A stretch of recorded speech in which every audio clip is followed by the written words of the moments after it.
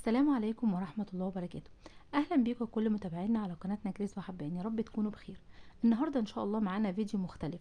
مش هنعمل النهاردة ولا وصفات ولا أكلات ولا أي حاجة، بس هقدم لكم فيديو إن شاء الله تستفيدوا منه. لأني فعلا أنا بطبق الموضوع ده اللي أنا هقوله لكم ده، وحسيت بفرق. أنا بطبقه بقالي فترة، ما شاء الله فرق معايا وبيفرق مع ناس كتير جربته. وهو إن احنا دلوقتي اي ست بيت ما بتاخد مرتبها من جوزها، سواء بقى المرتب ده مرتب شهري او جوزها بيقبض بالاسبوع او باليوم. انا عاوزاكي تعملي حاجة مهمة جدا عشان تحسي ان انتي الفلوس ما بتطرش. في ناس كتير قوي بتشتكي ان يا جماعة انا باخد المرتب من هنا والفلوس ما بحسش بيها، وبتتصرف في نص الشهر يكون المرتب خلص او اقل من كده. طيب اعمل ايه؟ طب بقية الشهر نعمل ايه؟ ونقعد بقى نفكر والدنيا هتمشي ازاي وهتبقى مزنوقة وكل الكلام ده. وكل تقريبا البيوت او معظم بيوتنا بتمر بالحاجات دي. فطيب احنا هنعمل ايه؟ عاوزه اقولك ان الحاجات اللي انا هقولها لك النهارده ان شاء الله باذن الله هتظبط لك الميزانيه بتاعتك، هتخليكي ميزانيتك اللي انت بتاخديها او اللي انت بتقبضيها من جوزك، سواء هو مرتبك او مرتب جوزك او ايا كان، اي فلوس داخلالك هتخليكي تظبطي ميزانيتك فيها وتحسي ببركه وتحسي ان الفلوس كفت. وان شاء الله باذن الله تقدري كمان لو مرتب معقول تقدري تحوشوا منه. بس خليكم معايا لاخر الفيديو عشان هقول لكم هنعمل ايه بالظبط وهنقول ايه. بس انا عاوزه اتفق معاكي على اتفاق. اللي احنا هنعمله ده وهنقوله مش هيكون على الفلوس المرتب بس اللي داخلالك، لا، على اي فلوس ممكن تكون داخلالك. يعني مثلا انت مثلا كان عندك مناسبه او ولاده او او فرح او اي حاجه وجالك نقود، فانت معاكي مبلغ، اعملي عليه زي ما انا هقول لك كده. مثلا جوزك عايد عليكي في العيد، اعملي عليه اللي انا هقول لك، اللي انا هقوله لك النهارده. يعني بصي، اي مبلغ حتى لو كان بسيط اتعاملي معاه نفس معاملة المبلغ الكبير بالظبط. يلا نقول بسم الله ونصلي على سيدنا محمد كده. اول حاجة، اول ما امسك الفلوس كده، قبل ما اصرف منها ولا يطلع منها ولا مليم، هعمل اللي انا هقوله لك ده. هبدأ كده امسك الفلوس واحطها ما بين ايديا كده، وهقول الله اكبر الله اكبر الله اكبر. يبقى انا قلت كده الله اكبر 3 مرات. وبعد كده هقول بسم الله ما شاء الله 3 مرات. كل الادعية اللي انا هقولها دي يا ريت تقوليها باعداد فردية، عندك 3 او 5 او 7 او 9، وزودي زي ما انت عاوزة، بس يا ريت يكون عدد فردي. تمام. هقول كمان بسم الله الرزاق بسم الله الرزاق بسم الله الرزاق 7 مرات. يا ريت لو حضرتك تقدري تكتبي ورايا الأدعية دي أو الآيات من القرآن، أو أنا إن شاء الله هكتبها لكم في آخر الفيديو وتاخدي سكرين شوت منها وتحتفظي بيها. تمام. بس يا ريت بقى ما تبخليش عليا بلايك لو انت معايا لحد دلوقتي، وان شاء الله الفيديو يعجبكم وتستفيدوا منه. وتشتركوا في القناة وتفعلوا زر الجرس عشان يوصلكوا كل جديد بننزله. نرجع بقى تاني للأدعية بتاعتنا. هنقول كده وأرزقهم من الثمرات لعلهم يشكرون. وارزقهم من الثمرات لعلهم يشكرون، هنقولها 7 مرات. دي آية من القرآن، هتلاقي فيه أدعية وهتلاقي فيه آيات. تمام. بعد كده هنقول سورة قريش 7 مرات. عاوزة اقول لكم يا جماعة ان سورة قريش دي سورة فعلا ليها سحر وتأثير كبير قوي في الرزق والبركة. وعاوزه اقول لكم يا جماعه ان مش بس الكلام ده بينطبق على الفلوس، لا، انت ممكن تكوني مثلا بتعملي اكل وعندك عزومه مثلا وعاوزه الاكل يكفي، فانت بتقراي الايات دي وبتقراي الادعيه دي على الاكل، وسبحان الله بيحصل بركه.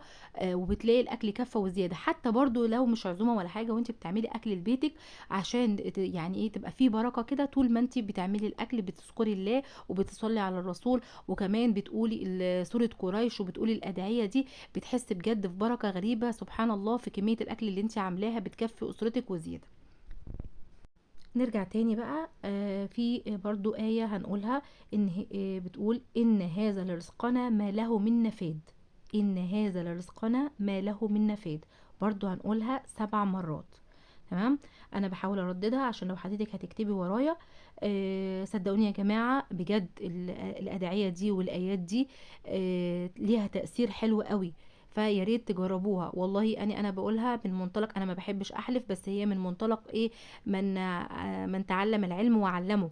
فيعني سبحان الله انا استفدت من الموضوع ده وبعمله بقالي فترة، فحبيت ان انا انشر الفيديو ده.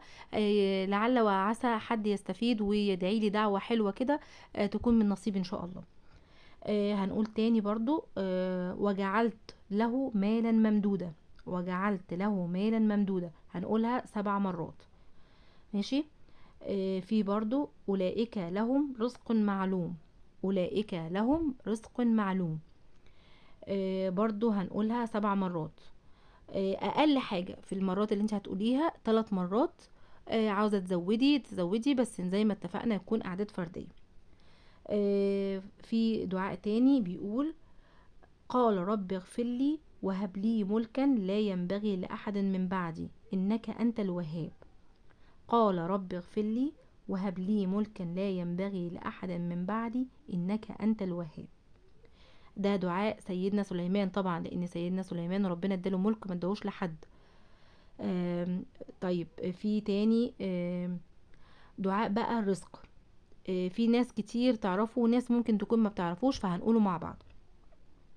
اللهم إن كان رزقي في السماء فأنزله، وإن كان في الأرض فأخرجه، وإن كان بعيدا فقربه، وإن كان قريبا فيسره، وإن كان قليلا فأكثره، وإن كان كثيرا فبارك لنا فيه.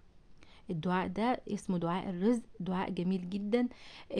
يعني ايه، يرسل لك الرزق كده في ايا كان. سبحان الله يعني. دعاء لتوسيع الرزق. طيب وبرضو هنقرأه على الفلوس، واحنا يعني ايه ماسكينها برضو، وممكن نقوله في اي وقت، ونقوله في الصلاة، ونقوله في اي وقت.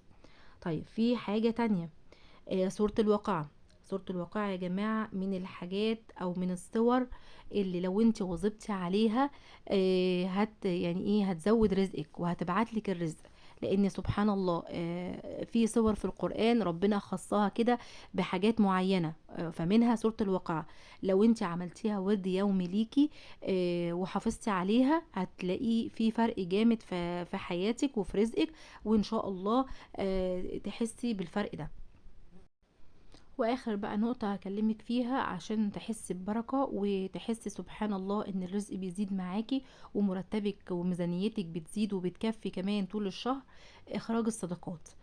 حاولي ان انت اول ما تمسكي الفلوس ويجيلك مرتبك او يجيلك اي مبلغ، ان انت تستقطبي كده يعني جزء منه او تطلعي جزء منه للصدقات. اخراج الصدقة يا جماعة فعلا بجد له مفعول السحر. وطبعا الجزء اللي انت بتحدديه ده حسب الفلوس اللي معاكي، يعني تخرجي نسبة معقولة من المبلغ اللي انت اللي موجود معاكي في ايدك، خرجي منه نسبة معقولة. تمام. طيب عاوزة بقى لو تسمحولي، اي حد بيتفرج عليا وبيشوفني، انا عاوزة اتكلم في موضوع الصداقات ده في جزئية مهمة جدا، وهي ان الواحد لازم يتحرى مين اللي بيخرج له الصدقة. يعني مش اي حد وخلاص وهي تأدية واجب، لا، انت واجب عليك ان انت تدور على المستحق حواليك، من اهلك، من جيرانك، من كل الناس اللي حواليك، من اصدقائك، لان ده واجب ديني علينا. وكده الفيديو بتاعنا بيكون خلص، يا رب يكون عجبكم وتكونوا استفدتوا منه. وان شاء الله بقى ما تنسوناش في اللايك وتشتركوا في القناة وتفعلوا زر الجرس عشان يوصل لكم كل جديد.